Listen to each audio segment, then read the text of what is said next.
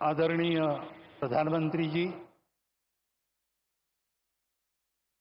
पूज्य स्वामी अवधेशानंद जी महाराज, पूज्य स्वामी गोविंद गिरी जी महाराज,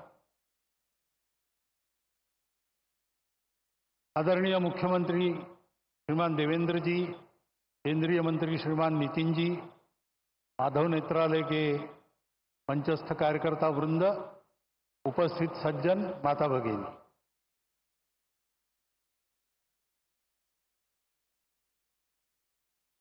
आज योग है।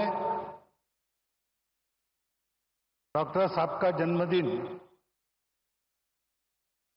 वर्ष प्रतिपदा का सुमुहूर्त, डॉक्टर साहब जन्मे वो रविवार ही था। उनके बाद जिन्होंने संघ की बागडोर संभाली, पूजनीय श्री गुरु जी, उनके नाम का प्रकल्प और प्रधानमंत्री जी का यहां पर उपस्थित होना, ये सारे शुभयोग यहां पर एकत्रित है। और ये सारे शुभयोग एकत्रित होते हैं तो उसके लिए तपस्या करनी पड़ती है। माधव नेत्रालय के कार्यकर्ताओं की गत अनेक वर्षों की तपस्या के हम सभी साक्षी हैं। तपस्या से पुण्य अर्जित होता है, पुण्य से फल मिलता है, लेकिन वो फल अपने लिए न रखते हुए उसका विनियोग भी लोक कल्याण के लिए ही करना, इस वृत्ति से वो तपस्या आगे चलती है और ऐसी ही चल रही है। क्योंकि इसके पीछे जो प्रेरणा है वो प्रेरणा संघ विचार की प्रेरणा है। संघ विचार की प्रेरणा यानी वो प्रेरणा स्वार्थ की प्रेरणा तो नहीं ही है, भय या प्रतिक्रिया की भी प्रेरणा नहीं है, न कोई मजबूरी है। शुद्ध सात्विक प्रेम, यही वह प्रेरणा है। अपना समाज है, अपने समाज में दृष्टिहीनों के उपचार सबके पास जाए, सबको मिले, ये एक समस्या बनी रहे, ये समाज को शोभा नहीं देता। ये समाज मेरा है, इसलिए मेरा जो भी सामर्थ्य है वो लेके मैं इस समस्या के लिए जो कुछ कर सकता हूं करूंगा, करते रहूंगा, प्रामाणिकता से, निस्वार्थ बुद्धि से, तन मन धन पूर्वक।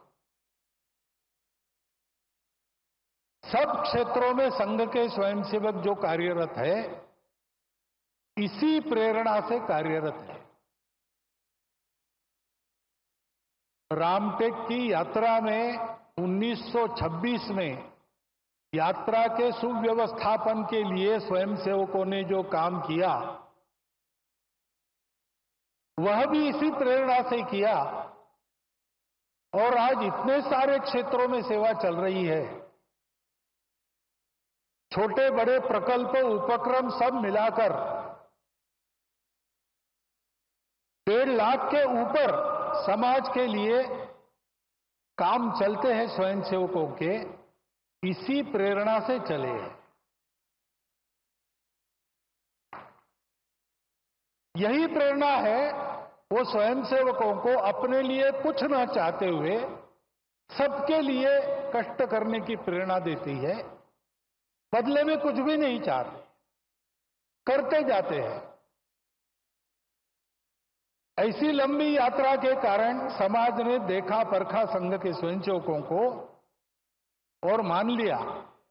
उसके फलस्वरूप अनुकूलता भी आई, बाधा भी दूर हुई, आगे बढ़ रहे हैं स्वयंसेवक, लेकिन ध्येय की वही दृष्टि कायम है।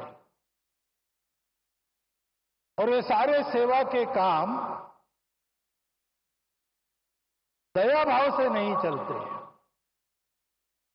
एक तो समाज के प्रति प्रेम है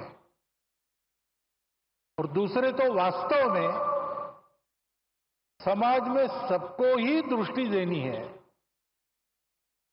चर्म चक्षुओं की दृष्टि से संपन्न या उससे रहित ऐसे समाज के लोग दो प्रकार के हैं। लेकिन सदा सर्वदा जीवन में जो दृष्टि आवश्यक होती है, जीवन में हमको जो कुछ मिला है परिस्थिति के रूप में, उस परिस्थिति का अधिकतम उत्कृष्ट उपयोग करते हुए अपने जीवन को सार्थक बनाना, अपने जीवन को निरामय बनाना, अपने जीवन को स्वस्थ बनाना, ये सारा करने के लिए जो जीवन की दृष्टि चाहिए वो जीवन की दृष्टि ही है। और उस जीवन के दृष्टि का सारा उसमें वर्णन है सेवा। एकांत में आत्मसाधना, लोकांत में परोपकार, ऐसा जीवन सूत्र हमारी परंपरा में है। संघ के संदर्भ में कहेंगे तो 1 घंटा शाखा में स्वयं का विकास और 23 घंटा उस विकास का उपयोग समाज के भलाई के लिए, यही वह दृष्टि है। और वह दृष्टि देने के लिए ये सारे काम चलते हैं। ये सारे काम इसी दृष्टि से चलते हैं, इसलिए उत्तम चलते हैं। और ऐसे ही उत्तम चलते रहेंगे। अनुकूलता पाने के बाद भी, साधन संपन्नता होने के बाद भी करने वालों का भाव यही रहेगा, तब उस साधनों का उपयोग भी अच्छी तरह होकर समाज लाभान्वित होगा।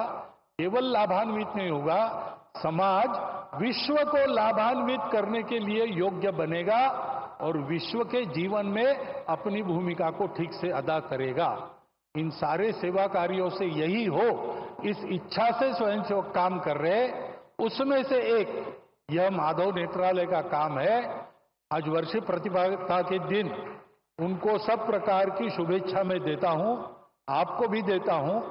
और आपके और माननीय प्रधानमंत्री जी के बीच ज्यादा खड़ा न रहते हुए, क्योंकि उनको सुनने की आज मुझे भी उत्सुकता है, मैं मेरे शब्द को विराम देता हूं।